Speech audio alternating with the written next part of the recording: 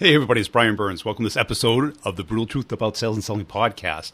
Today I got an interesting interview. Skip Miller's joining me today, and he didn't know it when he signed up for the interview, but I took his course some time ago, and I really enjoyed it. It was a career changer for me. He was a real practitioner. He had actually worked with people who I had worked for. And he then started his own company, and I was at a startup, and they put us through that course as a way of kickstarting our sales process because it was selling something that was completely new, really hard in a brand new market space. We had 0 customers to start with, so you can imagine how much fun that was. So they had just productized the product, had raised a first round of venture capital, hired about 10 of us. And we just cooked. We did pretty well. The company was later sold to Mercury Interactive for several $100 million. I had a very good run there. Skip certainly added to that, and he came up with a real simple system that I liked quite a bit. So I hope you enjoy this interview. There's a couple of ruffling sounds in it, and he calls me Bill a couple times. Other than that, it was a great interview. We're going to be talking about what he calls above the line and below the line, the user buyers and the economic buyers. Now, this is what I call the technical sale versus the business sale. Call it what you want, whatever makes sense to you. You got to understand that it exists. And the number one reason that your deals are not closing is you're not talking to both sides of the house. If you talk to only one of them, you're going to run into problems. Either people aren't going to use your product or people aren't going to be able to finance your product. So if you don't work with the whole company, then you're not going to get the deal. So you got to first understand how companies buy and then work your system around it. So we're going to get into that. Before we do, make sure you're connecting up with me on LinkedIn. And if you could share my content when you see it in your stream on LinkedIn, just give it a little like. Don't send me an email that you like it. Just hit the little button, the little thumbs up. Put a comment if you have one. I'd really appreciate that as a way of thanking me for putting out this show for free. A little thanks would be nice. Also, at the end, I will sum up what we're doing with office hours the rest of the summer and describe how the courses are evolving. Make sure you're checking out nudge.ai and pipedrive.com. You get a free month of each with the Brutal Truth coupon code, all one word. And the course, there's a couple of free courses at b2brevenue.com. There's a LinkedIn course to help get your LinkedIn profile looking good. And there's a course on how I use Nudge to get my pipeline built for me every morning. Give me an email. Let me know what I should focus on. The coupon code for that is the word nudge. So just make sure you use that. It'll zero out the total. And if you forget, it's in an article on my LinkedIn profile, the first one, the AI, how do I use AI to fill my pipeline? Also, make sure you're checking out video. Co-video is the way to send video emails. They're so much more engaging. And also Discover.org, they got some great content there. Let's get into the interview. I'll sum it up at the end, and I'll kind of give you an overview of what I learned from Skip. You know, I got his books after the training, and I think what's great about it is when people make complex things simple. Too many people try and make complex things more complex. And that's why I started the course.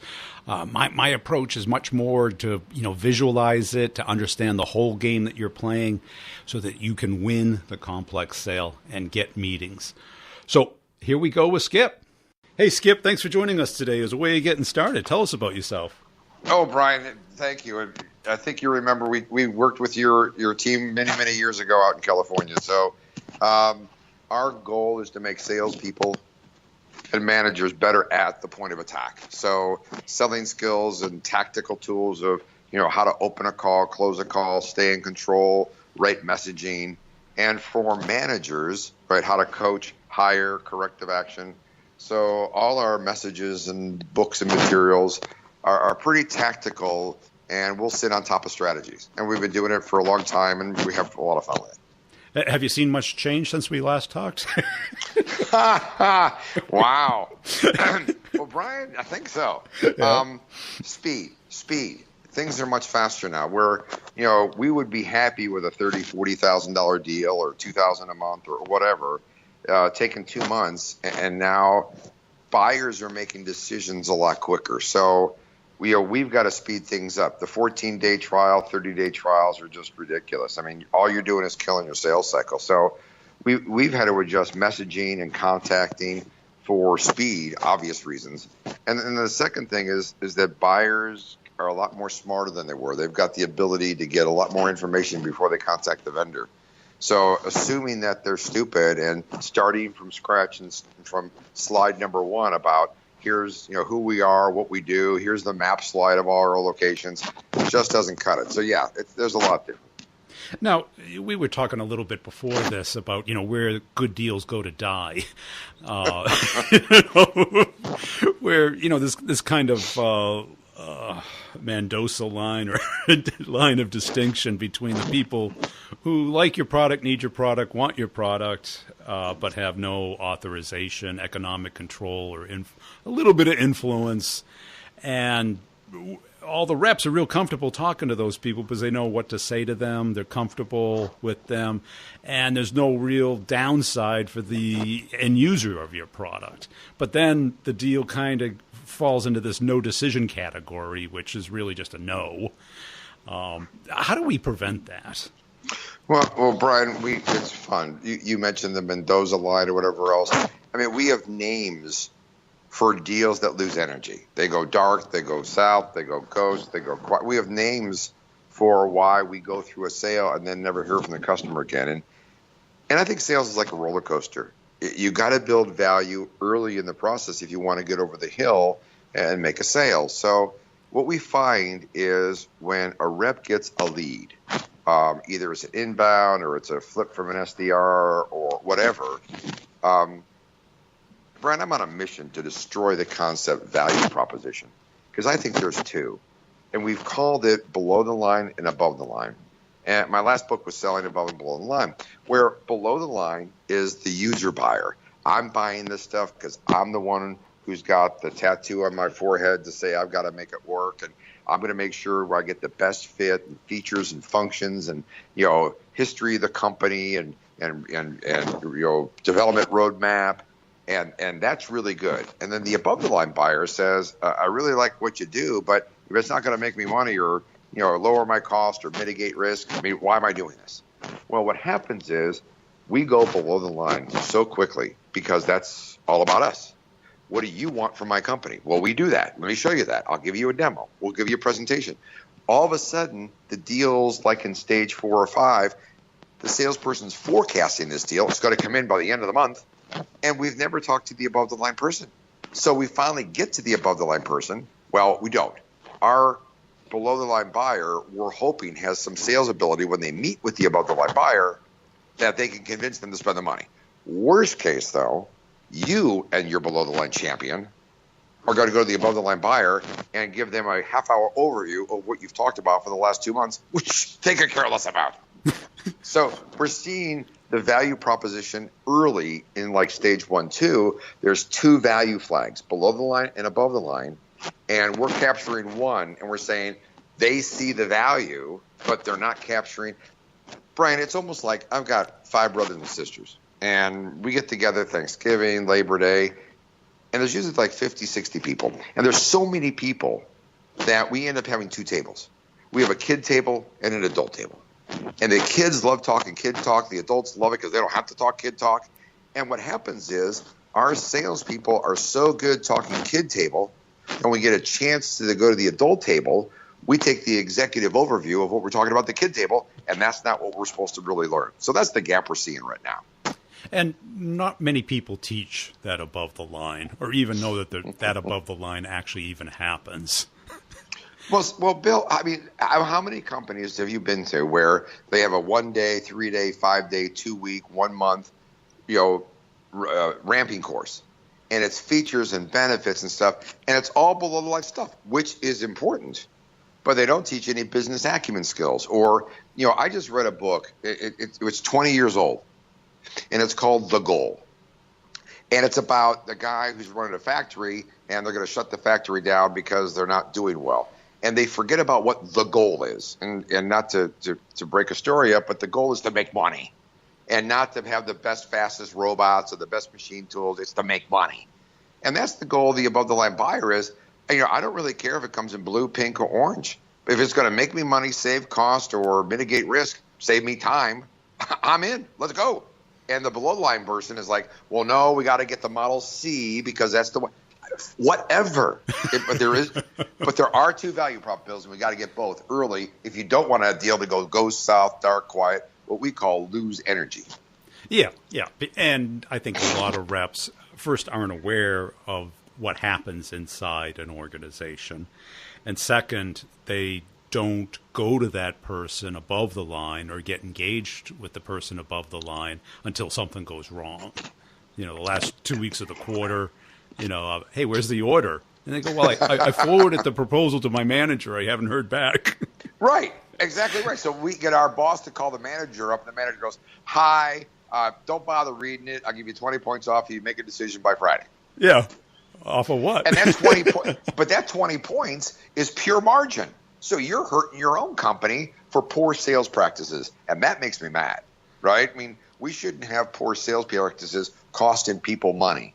So why don't you learn, hey, and you know what, Bill, this is not rocket science. It's questions. Hi, Mr. Smith. I'm working with Bob. He's a great guy. But for you, as you look at the next 6 months, what are some of the issues and challenges you're facing that you'd like to see, mitigated, or what's your biggest issues and challenges? Because if I can help mitigate some of those, as what I'm selling Bob is important to, we all win. So if you wouldn't mind, just give me 3 seconds of, hi, here's my goals and objectives, and here's what's, keeping them from being fulfilled. Let's just talk. And that's it. I think that's the key distinction between that A player and the B and C players is the A players first know what's happening. Second, they don't wait for something to go wrong and do the end run. And that they start a relationship above that line and understanding that they're going to need to talk with that person. And if they're not capable, they pull their manager in, because typically a manager has at least enough political savvy to become a manager. Yeah. And so I saw a study the other day, which I think is fascinating. What happens when a salesperson goes to C-suite? Okay. What does the buyer think? The buyer thinks after the meeting, that was a salesperson who has a solution that's looking for a problem. And I appreciate it, but stop talking about yourself. When polled, what do C-suite want? They want to be heard. They want to be heard. That's the best sales call in the world, is where you walk out of the sales call going, I didn't say anything. I didn't even open my laptop. Yeah. And the buyer goes, they heard us. They know exactly what we're trying to do. They heard us. So back up from that, if you're going to go to the C-suite, or what we call above the line, make sure you got some great questions that are all about me, and don't come to me with a solution. I'll wait till I hear a key word and then launch my stuff. Yeah. Stop. Just go in there with a natural curiosity. C-suite wants to solve their problem. If you don't start pitching yourself, they'll talk to you. Well, why would they talk to me? Because you're one of the few people out there who will actually listen, rather than I listen and then pitch. That's it. And have an understanding of their business, what they're trying to achieve, what other people in their space are trying to achieve, and how this can maybe be a competitive advantage. For them. Not who else are you looking at besides us. Right. Again, it's all about us. Yeah. We challenge people. We have a good time with people. We call it don't talk about the dog, right? Don't talk about yourself. And I challenge people. I say, Bill, this weekend, go to a party and don't talk about yourself. Somebody says, hey, what do you do? I just turn to them and say a lot of things. How about yourself? Yeah. You're going to walk away from that party going, no one really listened to me. No one cared about me. Everyone's going to go, wow, that's Skip Miller. He's a great guy. I've done that since I was in college. And what's insane about it is nobody ever asks you about yourself. They don't. They don't. And, because I used to get, at that age when you go to a lot of weddings and you always get stuck at the one at the very back of the room next to the grandma and the paper boy. And I was kind of a shy guy, so I just, asked people about them, and they would just go on and on and on. And it wasn't hard to do. No. And if you become good enough at it, because let's face it, they really don't care about you. and the customers, they don't care about you either. They care about themselves and how you can either help them or get away from them. Yeah, and one, you want to do it with integrity. Don't fake listening. I mean, really get engaged. But John Jentz, the guy who wrote Duct Tape Selling, Duct Tape Marketing, he came up with a great idea called perceptive listening, where you're actually listening to what they say and what they're not saying. Yes. I mean, Bill, this gives you a headache, but it's a great muscle memory to really listen to people of what they're saying and then go, what they're not saying probably is, we have a tool called 3 Levels of Why. Simon Sinek has that thing about always getting to why. So just you can't fake it. You got to be really someone who is curious. But it's fun to exercise that memory muscle. Well, that 3 Levels of Why stuck with me. Now, I can't tell the audience how many years. 20. But that really makes you think, because what you're hearing is what they're presenting, not what they mean. Right. That they're using English or whatever language they speak, but what they mean is something very much deeper than that, kind of at that core level of what it means to them. Yeah. There's a real reason why people do things. They rationalize and develop rapport answers. Well, if that's true, the inverse must be true. Just don't take that first answer. How you doing? Great. No. How you doing? Well, good. John, how you doing? Okay, if you really want to know. Well, I mean, don't stop at the first 3 levels of why, right? Most salespeople launch when they hear, what are your challenges? Here's my challenge. Well, I have an answer for you. No, really listen and go, well, let me ask you a question. Why is that a challenge for you? And when you get down to that emotional reason, you're at the 3rd level of why. And that's the language that you need to use with them, that kinesthetic feeling, because our little primitive brains, that's how we view things. I mean, we don't buy BMWs and fly in first class just for a couple of inches of legroom. There's a whole thing around it. It's like, it's the feeling. It's the 0 to 60 in 4.7 seconds. It's like bullshit. It's the way you feel when you're driving it, right? That brand, that image, people pay more for horses on their shirts, you bet. Yeah, and now what's your feeling about like this high velocity model that's become popular? And I think it works in certain cases when you're in the tornado, but it doesn't seem to work very well if you're kind of a no-name, unbranded startup just trying to get off the launch pad. Well, I'm sure speed dating works too, right? But I mean, used to. Guys, we've been at this a while, right? If you're going to go after new prospects and new business, number one, honor both value flags, below the line, above the line. I mean, you can go after a one-call close or whatever you want to do. And if your ASP is $200 a month, you probably should do looking at more one-call closes because the buyer is getting more educated before they contact you. But if you're not in that, that world, and you have a product or a service that is a little substantially more than $200 a month, then you got to capture both value flags. The buyer has to be heard. The buyer needs to validate their educational response. They've got to test drive the car, try the shoes on. There's a process you got to go through. And can you do it all in a speed dating, wind tunnel approach? Sure you can. But you're probably going to get more lucky than good. And I'd rather be good than be lucky. And how do you learn what above the line people want to hear, how they want to be approached, how they converse? Well, Bill, you've been in sales as long as I have, right? Well, there's books to read and things. I love talking to my customers, right? I'll get a bunch of VPs of sales together once a year, and I'll say, okay, guys, what's new for next year? What's up? What's going on? And what are some of your trends? What are some of your challenges? So I'm constantly learning about what these VPs of sales in these markets are going through. So I understand and I can develop my course material to be very relevant. So I'll go to sources, talk to customers, not how do you like my product? Yeah. Product aside, what are some of the challenges you're facing in the next 6 months? I just want to know what's market out there. And, of course, the other good way, of course, is to go into these sales calls with no slides, just ask great questions and listen hard in those first 2 phases. If you do that, less stuff, will go into the sales funnel, and you won't have accounts that go ghost, dark, south. When we get done with a proactive selling session, most VPs say, Skip, this was really good. 30% of my funnel is going away. And I think that's great, because if you're looking at 3X funnel, if you got to close 10 million this month or this quarter, and you got to have 3X funnel to cover it, what you're telling me is you have your salespeople working 2/3 of their time on deals that have never come in. Why would you do that? Oh, it looks good in the CRM. It does, doesn't it? It does. It saves my job and stops people from yelling at me. Look at the pie chart. It's fantastic. 1.2 to 1.4x funnel is acceptable for almost any business. Bill, we had a client who said, Skip, I want to come in and have you teach all my salespeople. I go, what's the point? He goes, I want 10x sales funnel coverage. And I said, well, if you're going to get 10x sales funnel coverage, you're going to have a bunch of salespeople lying to you. He goes, I really don't care. I want to train them up. I go, why do you want to train them up? He goes, I want them to think that we care about them.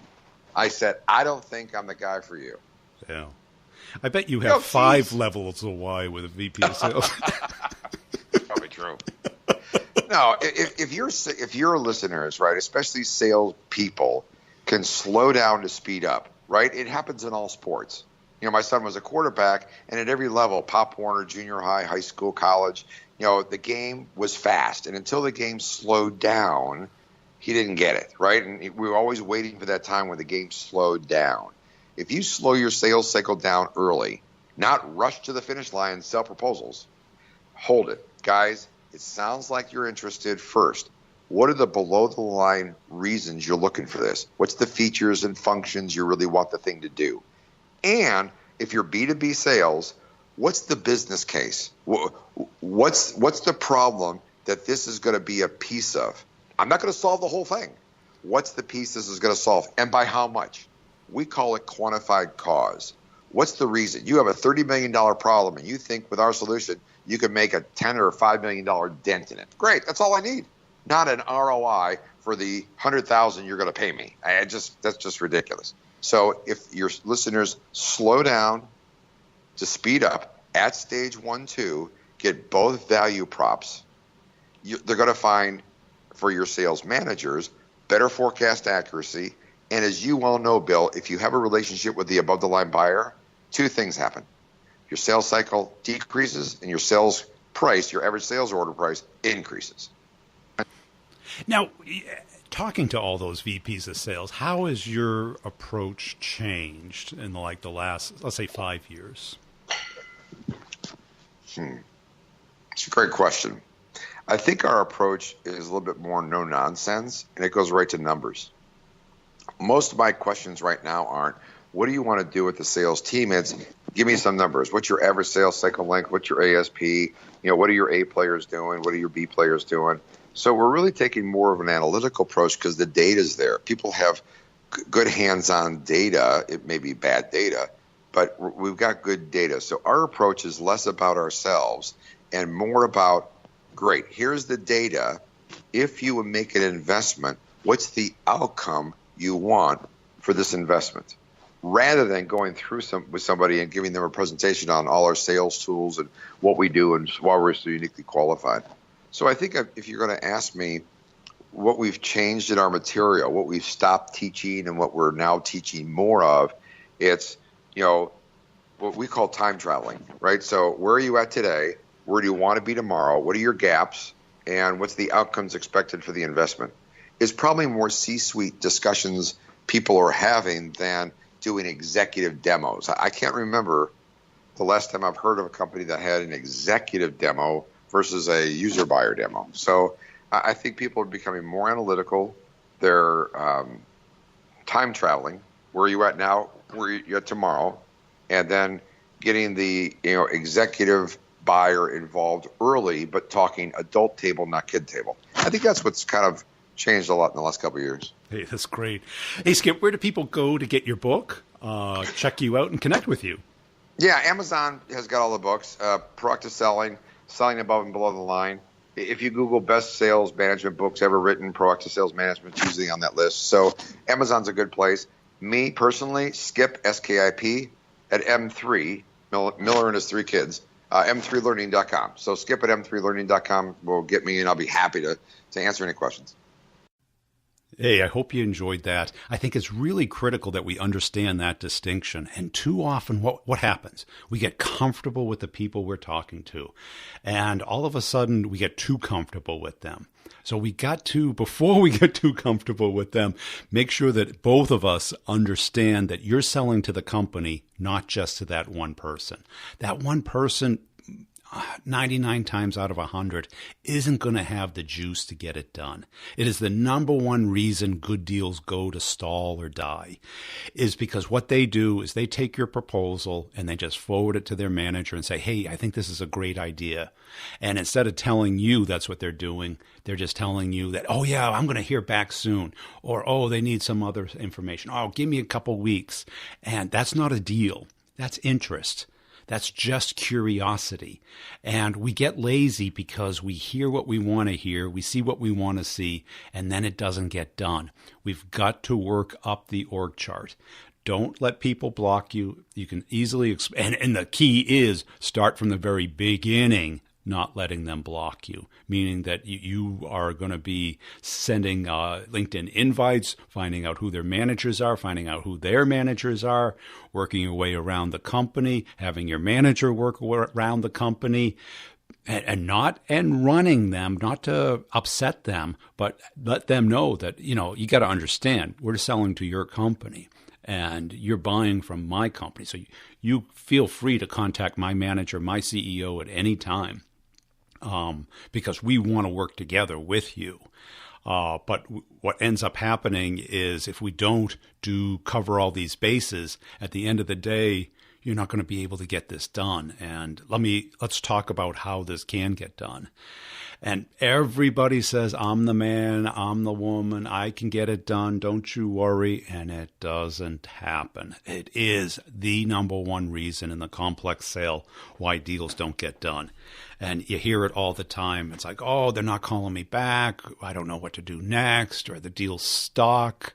And this is where it gets stuck. Because if you have a dialogue with executives, because executives are more apt to tell you the truth. Say like, oh man, the CEO's not up for this. The board's not up for it. It's lower on our list than I thought it was. And from that, you can kind of work with it. User buyers don't really understand how the internal workings of a company do. Ask yourself, do you know how your company buys? Politically, administratively, and then how is it influenced? Now, if you wanted to buy something from your company, for your company, something other than you can put on a corporate credit card, how would you do it? From an administrative and a political, you'd have to get your manager involved. Your manager would have to get their manager involved. Then somebody else has to get involved. And today, there's just so many options, and everybody wants something that makes their life better. So if you don't have that process nailed down, and guide the person through the process and not let them, hamstring you, because that's usually a red flag that it's not going to happen. And if it's not going to happen, do you care how much they love you or not? And you don't want to upset them, but you also don't want them hamstringing you from talking to other people within the company. And you can use your manager if you feel like you're going to get in trouble. I always start surrounding the company immediately. Just say, hey, I didn't know. I had already sent them a LinkedIn connection. I saw them on a podcast or on YouTube or in the press. And I thought they had some great ideas. So my manager wants to talk to them. And just say, I got to apologize. This is just the way we do business. We want to get to know the people within the company, and everybody wants to get to know everybody. It may sound silly, but what ends up happening is if you don't set that groundwork and then all of a sudden the deal stalls and then you end run them, it can work. I've had a manager who was great at it. Very few people are great at it. It's much better to go in and understand the game you're playing and what is going to happen. Think about how many of your deals in your pipeline are getting stuck. Most of us are lucky enough to have an install base, existing, roster of companies that we can sell additional stuff to. We got some inbound, maybe, hopefully, where we got people who are in market curious. But the real gold, the stuff that you're going to make happen, that's going to push you at 150, 200%, is stuff that we're going to go after. Okay, enough of that, all right? Update on the courses. I'm doing office hours every other week per course. It's the first chapter in each course, so it's not just a bunch of videos. It's really taking world-class examples of the deals that you're working on and pulling them apart. So the people who are getting the most out of this are the people who are really pushing me, pushing themselves, showing their work, saying, okay, this is what I'm doing, this is what I'm getting, what should I do differently? Just like every other thing that you learn. It's not that you don't know how to sell, it's that you want to become better at selling. I want to become better at selling. I talk to other people. The people like Skip, I've known of Skip for a long time, and believe me, I would love to have somebody on a every 2-week basis go through my pipeline and tell me what I should be hearing and I should be telling myself, because we all miss it. We all have happy ears. We all have, many things to focus on. And when you have somebody else who can kind of look through it, give a little suggestions, share what other people are doing, you come up with a system. And you never get perfect at sales. We're performers. Every day we have to show up and make it happen. So make sure you're checking it out at b2brevenue.com. The prices are going up in September. So if you want to do it, let's get in the course in August. I'll hold the prices probably to the end of August. But after that, they're going up because what's happening is the course is growing. We got a network effect. With every new student, the course gets better and better. They tell me what they need more of. The office hours become more encompassing. They're an hour long, so you get 26 additional hours of coaching and examples and real-world discussions about applying the Maverick selling method, start the conversation and get the meeting. The results, nobody has said, not one student has said this doesn't work. Everybody is saying, this is so much easier. I don't have to change my personality. I don't have to work harder. I'm working smarter. I'm getting the meetings. I'm networking with people. My pipeline is growing. I'm understanding why what I did before was not as successful as it used to be. So get the results. And, maybe I should do is have more students on the podcast so you can kind of hear the results that you're getting. Because let's face it, we're not getting the leads that we used to, and the cold outreach isn't working the way it used to. So make sure you're also checking out the partners in the show notes, Discover.org, if you want to get the whole organization and what everybody cares about. They also got some great ebooks and research that they're producing on their website at discoverorg.com.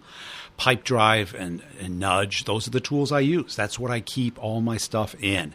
And I don't care if you've got a CRM and you've got LinkedIn and everything.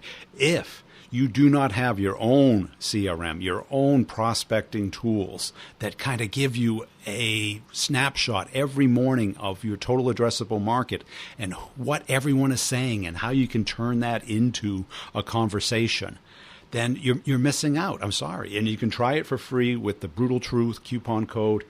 Give it a shot. See if it works for you. Also, make sure you're connecting up with me on LinkedIn. Also, the company page, the podcast company page, search for Brutal Truth. If you could follow that, I put out a funny video, maybe 2 a day. I'd really appreciate it if you could follow that and give it a little thumbs up. Thanks for listening. We'll see you next time.